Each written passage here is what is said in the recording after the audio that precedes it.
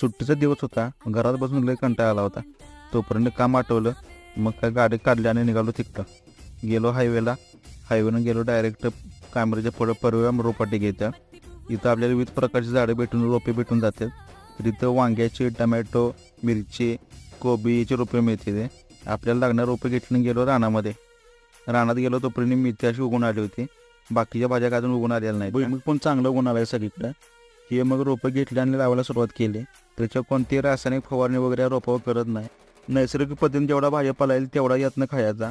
सध्याच्या जगात रासायनिक फवारणी न करता माळवं भेटणं खूप अवघड आहे.